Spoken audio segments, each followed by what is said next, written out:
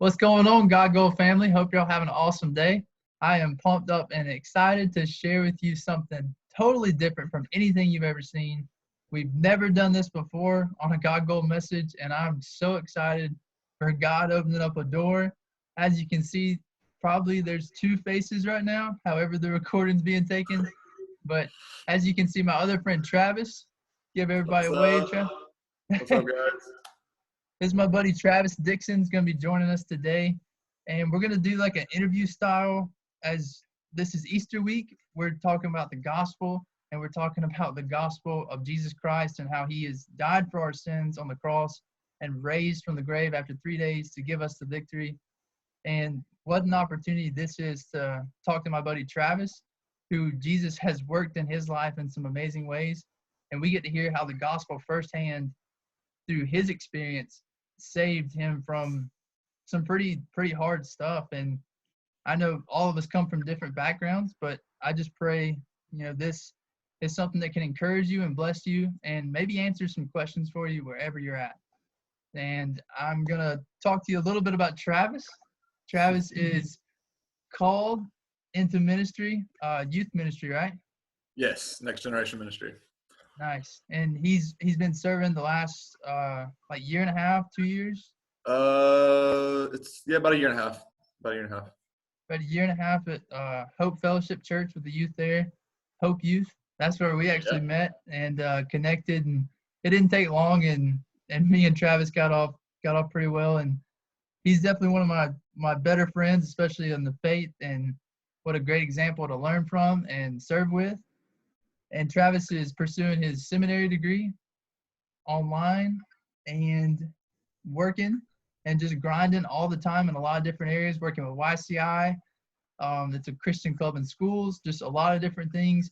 And I'm telling you today, guys, if you have ever heard anyone called the Wild Man before, this right here is the Wild Man. And you're gonna enjoy. I hope you enjoy this story. You're gonna enjoy this story because you're hearing from one of the best, one of the guys that I look up to, one of the guys that I would go to with anything that I'm struggling with. And I'm just really thankful for him, have him on here today and just get to share his heart with you. So we're going to turn it over to Travis and just let him share his story and how the gospel of Jesus Christ has just completely changed his life. Man, that was an intense intro for me right there. I hope I hold up to it. But yeah, there's not really anything else for me to say about myself other than just kind of get into my story of coming to faith, and I'll try to make it as quick as possible. There's just a lot. So, but I was born with a heart defect that I would have lived my entire life and never noticed. It wasn't anything big, just a little abnormality, but grew up a little bit. When I was 10 years old, I ended up contracting a form of staph infection that settled on the valves that I had problems with, and that led to me having a couple of heart attacks and upwards of 20, 30 strokes that I wasn't supposed to make it out of, and by the grace of God I did. Grew up in church and never really took it on as my own. I think my big struggle, and I think it's the same struggle with a lot of younger people, especially who've been in church since a very young age, is that my idea of God was that when I needed something, I would go and expect him to fix whatever was going on in my life, right? Yeah. So that kind of continued throughout early childhood and into my teenage years, and then when I got to high school, is when I started. Our family stopped going to church and different situations, and got wrapped up with some people that just weren't necessarily a good influence on me. And of course, I would never blame anyone else for my own actions, but the company you keep kind of shapes your character a little bit. So started smoking weed and cutting class and just doing things I shouldn't be doing. And so fast forward a little bit, right after I graduated high school, I started dating this girl, and things were great for a really long time. But about 2015, 2016, I started getting really bad anxiety and depression, like very, very severe. It got to a point where, I didn't even want to leave the house to go to work or socialize or anything. Um, it cost me some really good friendships at the time. It ended up costing me a very, very good, stable job. Um, and ultimately, it ended up costing me, that relationship. Um, and that was kind of where I hit a really big backslide and just completely abandoned any thought of God and really fell into a very, very selfish and self-destructive lifestyle. I got uh, really into the party scene and um, picked back up smoking weed like I was in high school, and that transferred into doing other or abusing other drugs, and which of course everything starts out as oh, it's just a every once in a while thing until it becomes habitual and then Yeah. it's taken over your life. And the depression and anxiety just got worse and worse. Doctors had put me on just about every medicine that there is. I visited several counselors to no avail. Things just got worse and worse, all the way up until a point where, let me do the math on this because I want to get this part right. I think it was 2000,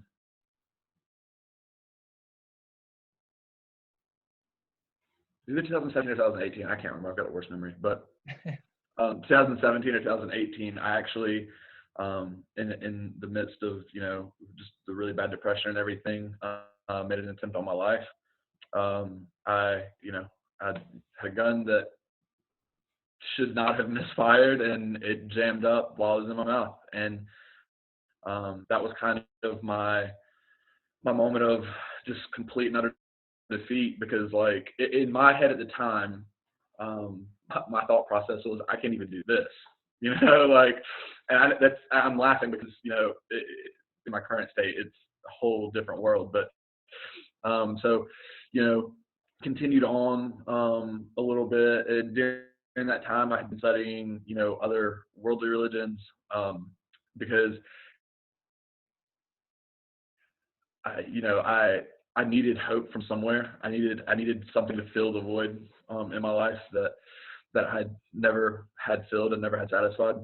And anyway, so that kind of continued on a little bit. And right at the beginning of the summer of whatever year that was, I was just in a really, really dark, bad place. And the only thing, and I don't know, I still to this day, I don't know what prompted me to do this, or um, well, I mean, I do know, but like but I ended up like falling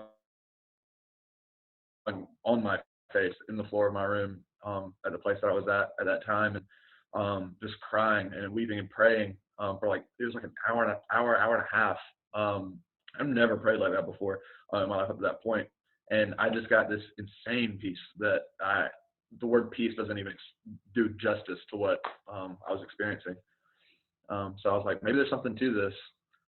And so, I from there I started reading my Bible, kind of seeking that way, because I had gotten that peace in that moment. I didn't feel any anxiety or depression, so I chased that. Right? I was like, I've got to figure out what that was about. So just started getting to the Word, praying a lot more often. Eventually got back into a church, which was Hope Fellowship here in Anderson, and you know the big thing that I kind of want to point out in all that was, yes, my life leading up to my conversion and truly knowing who Christ was and experiencing Him was I suicidal thoughts and attempts, drug abuse, selling drugs, all these things, and sexual immoralities and all sorts of stuff. And when I had that moment of, okay, I'm going to pursue this, those things didn't just go away. Um, it was a process, right? So, and it was one of those things where, I would rationalize certain things, even at the beginning of me trying to figure out about Christ and this whole Christianity thing. I was still smoking pot and justifying it as, oh, well, I need to because it helps my anxiety and all these other things. But now looking back on it, I know that it was a process of sanctification, right? Like it was God, or it was Jesus in my life doing works, kind of scrubbing out all the mess that was there. And it's a process, and it's still a process. There's still things that I struggle with on a second to second basis. But man, it's indescribable, really, when you truly experience the love of Christ for the first time. And as time has gone on, that was like 2 years ago now. I gave my life to Christ. Probably, I think it was October of, let's see, what year is it now? It's 2020. So it was October of 2018-ish. And then beginning February 2019 was baptized at Hope Fellowship. And, through that, my big thing just in reflection during that time, the hardest thing for me throughout my life had been purpose.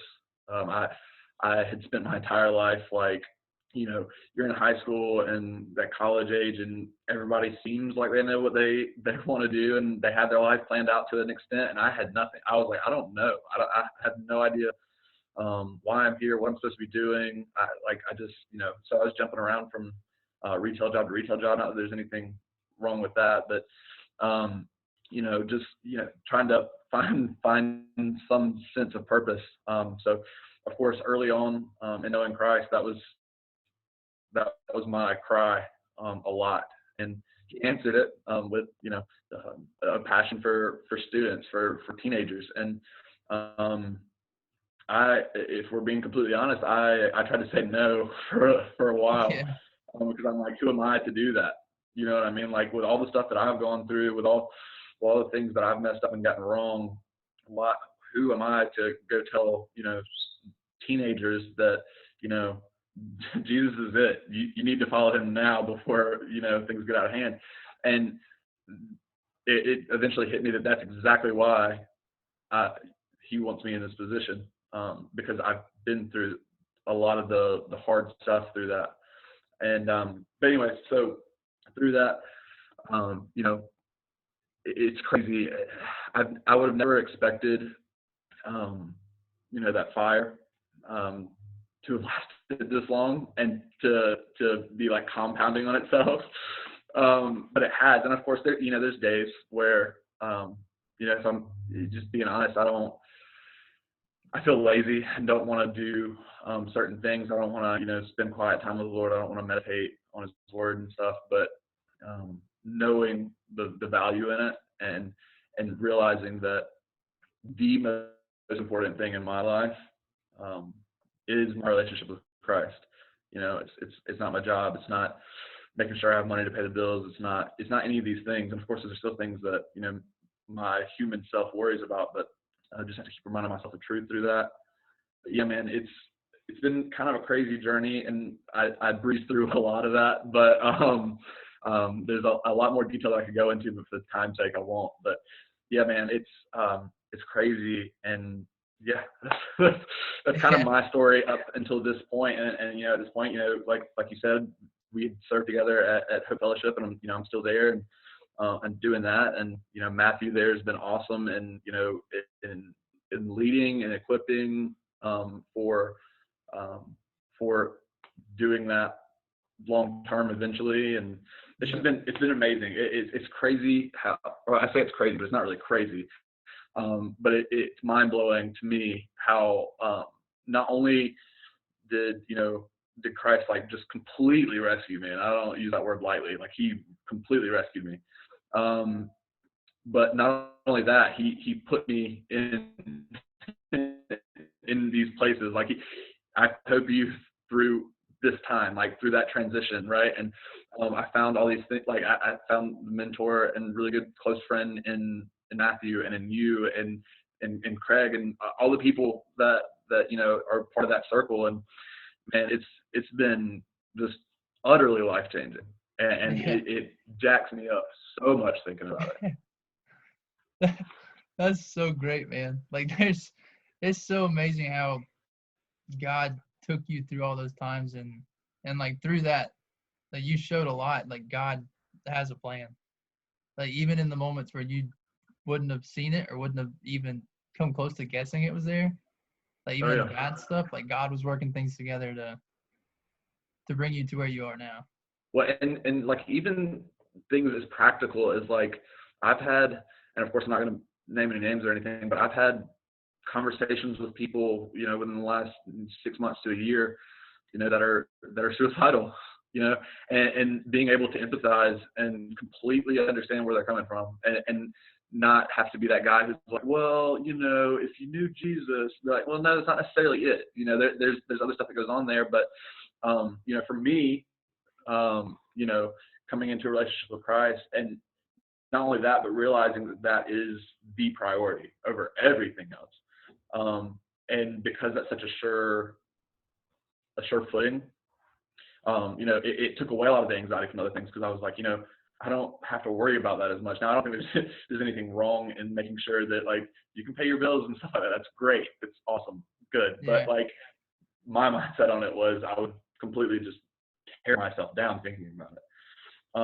So, just being able to counsel people with that, and then just other, experiences that I've had through that happened before I knew Christ, has led me to that. And I think too, seeing in myself, how completely lost I was. I mean, like I said, I, was researching other religions, and just completely like physically and mentally destroying myself, emotionally destroying myself, and I was still chosen. Like what? So Yeah. that's turned my heart to, and I hope this shows, but my heart and my life's goal is to see people come to Christ. Like that is before anything else, before myself, before anything. So that's kind of my heart, and of course it's aimed more towards the next generation, but that doesn't stop me from having a conversation out in public with somebody that I just met. So Yeah. that's what it's about for me, and that's kind of where I'm at. That's so cool, man. God, there's so much good stuff that you just said that God's just like turned the script. Like something I was thinking about when you were talking is I had the same struggle with like after doing things that weren't good and like doing things that were just terrible compared to God. Like how could God love me or even have anything to do with me to choose me after all that stuff? Like I don't deserve that. And then you showed like God moves that stuff to the side and like it's not bad. Like I call you and choose you where you were after what you've done because now he can use you even greater with people who are going through the same thing. Right. Yeah, That's so cool, man. it really is, man.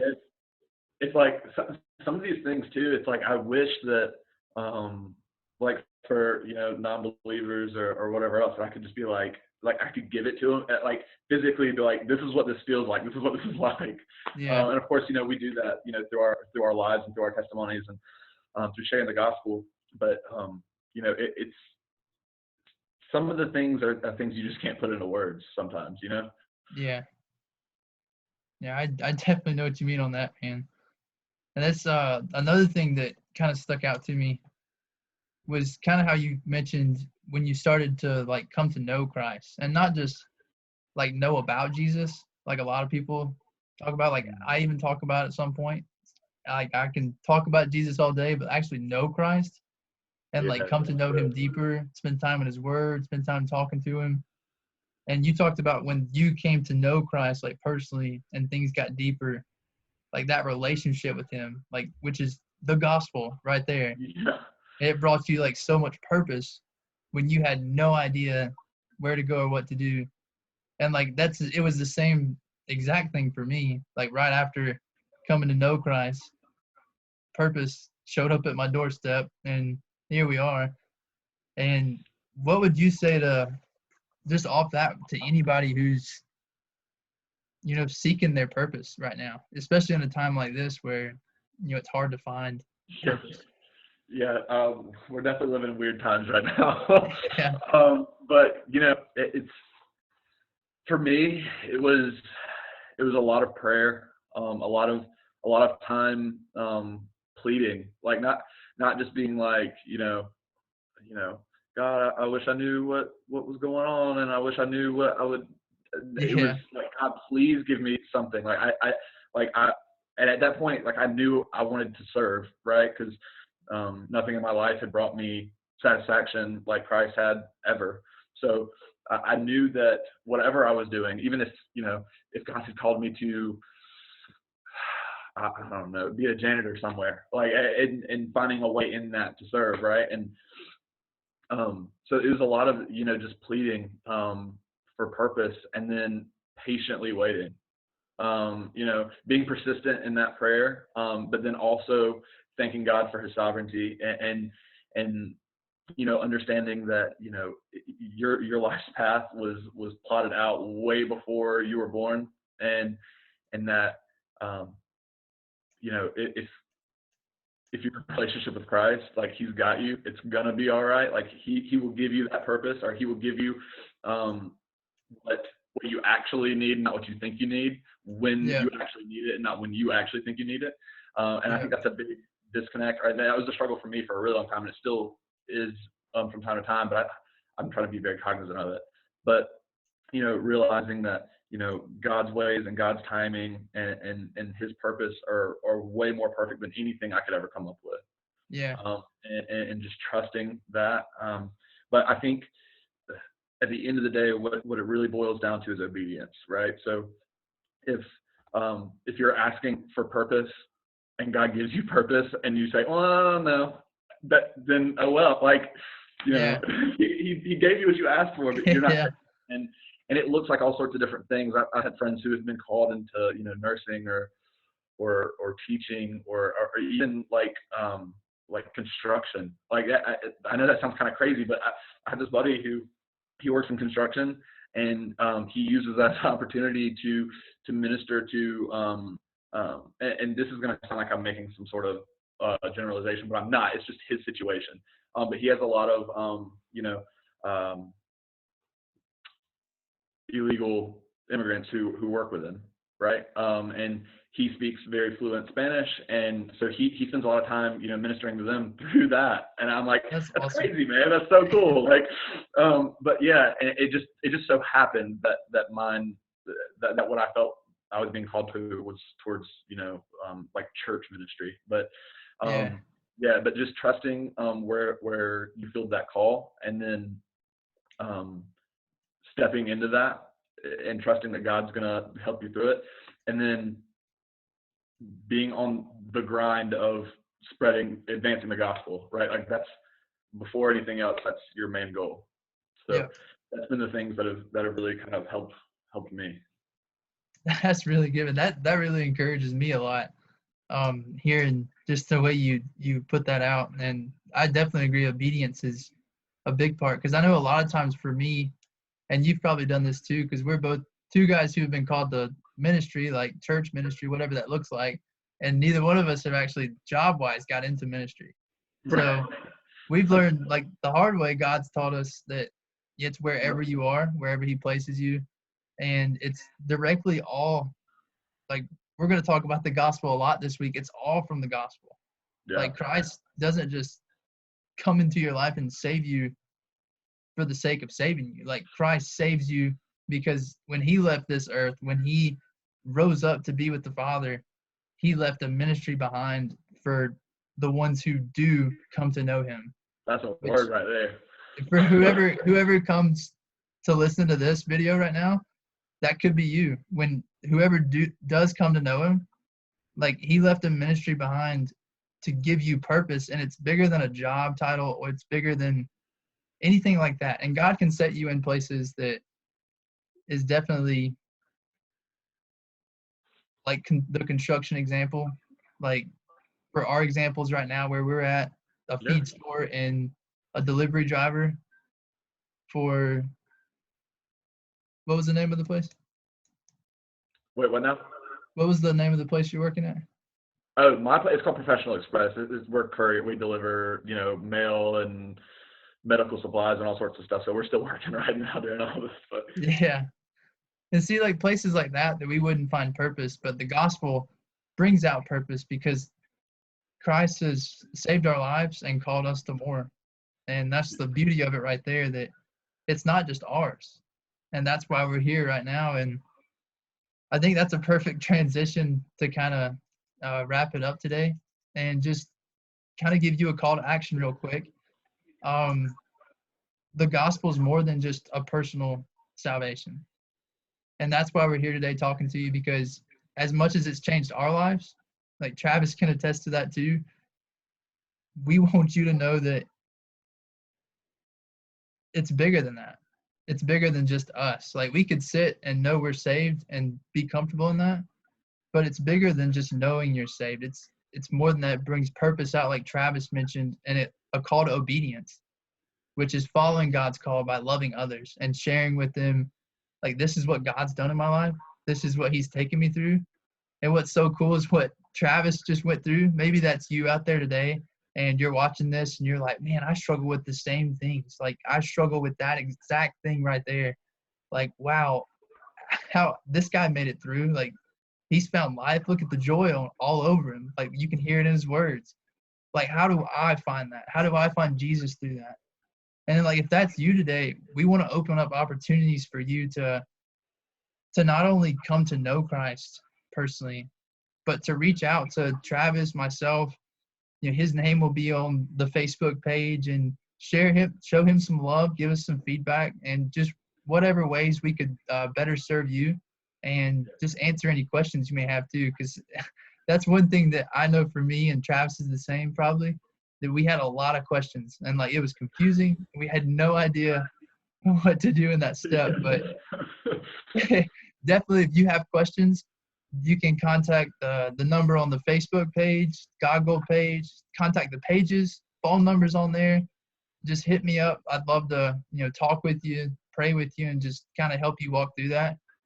But to the obedience part, if you're watching this today and you have come to know Jesus, and you have accepted the gospel as truth in your life, share this. Share this with somebody. And if not this, share something that pertains to the gospel that's shared this week on the God Gold or some other page. But it's not just about the God Gold. It's about sharing the gospel and getting God's gold out to others. So just share it post by post. We may be stuck at home right now, but we still have the technology. God has still made a way for us to get his word out. And just, you never know. Like, if you know someone who may be going through similar things, who doesn't know Christ, maybe this is the time they hear the gospel after you share it with them, and they're like, wow, this is the time that it just like connects with them, just like it did with you when you came to know Christ. So I definitely encourage you to share it. Please don't be shy about that. Please don't be shy about reaching out and showing my boy Travis some love. I'm so thankful for today and getting to just share this time with you guys. And it's been so awesome. I'm so excited to see, how God works through this to others. And I'm just so thankful for you, Travis. And, yeah, man, thank you for inviting me. This has been fun. I will take any opportunity I can to, share my story and talk about Jesus. So.